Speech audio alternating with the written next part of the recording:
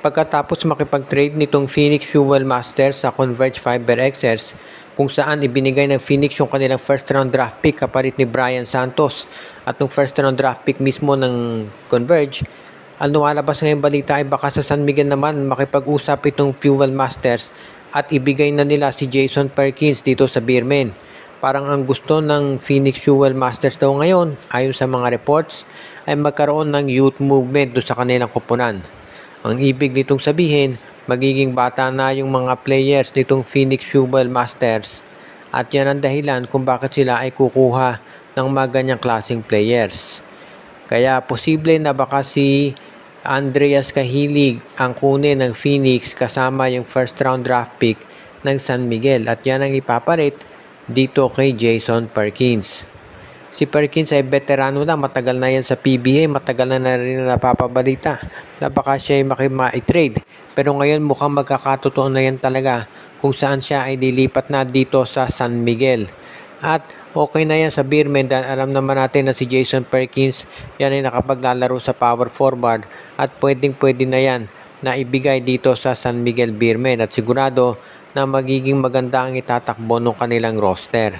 Kaya nga itong si Jason Perkins, wag na kayong magulat kung ito'y matransfer na dito sa San Miguel. At yan yung malaking trade na gagawin nitong si Coach Leo Austria. Siyempre, ito si Perkins kasi meron niyang 3-point shot at meron din niyang post-up game. Kaya bagay na bagay siya dito sa San Miguel. At hindi naman niya kinakailangan umiscore ng sobrang daming puntos dahil itong San Miguel marami ng scorers dyan. Kaya talagang malakas ang lineup ng Beermen kung sakasakali nga na makuha talaga nila si Jason Perkins mula dito sa Phoenix Fuel Masters sa next transaction. At sabihin na natin nagdi-discuss tayo sa mga transactions ngayon, si Coach Chot Reyes kabilang sa mga coaches na naghahanap ng big man. Alam natin na hindi maglalaro ngayon si Poy Eram buong season dahil sa ACL, kaya nga naghahanap sila ng kapalit. Ito si Justin Chuma mukhang hindi na nila makukuha dahil sa ibang team raw to babagsak ngayon, baka sa Converge mapunta o kaya naman ay dito sa Pure Blends. At ito namang iba nilang kinukuha katulad ni Christian Stan Hardinger, alam natin na medyo mahirap yan dahil ang rights nito ay hawak ng Terra Firma Jeep. Kung kukunin nila si Stan Hardinger, sigurado ang laki nung magiging kapalit nito dahil siyempre karibal nila yung Terra Firma, hawak yan ng SMC. Kaya nga hindi nila basta-basta makukuha yan. Ang talagang hinahanap daw ngayon ng TNT Tropang Giga si Kevin Ferrer dahil gusto nila makakuha ng isang 3-point specialist. At magiging okay naman si Ferrer para dito sa lineup ng TNT Tropa kung sakasakali na ma-acquire nga nila.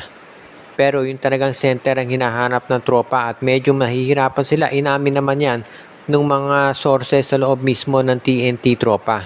Kaya nga talaga kung gusto nila makakuha ng center, medyo mahirap. Maski sa rain or shine, marami silang pwede makuha dyan. Pero alam din natin, hindi naman basta-basta nakikipag-trade itong si Coach Sheng Giao. Actually nga, maghahanap pa siya ng mga big men na madadraft. Kaya hindi yan basta-basta magpapakawala dito sa TNT Tropang Giga. At ito namang pagdating sa mga guards at wingmen, okay na itong TNT. Ang Tropang 5G ay walang draft pick sa first at second round pero okay lang yan sa lakas ng kanilang roster. Basta isang big man talaga ang talagang hinahanap ngayon nitong si Coach Chot Reyes para magamit sa lineup.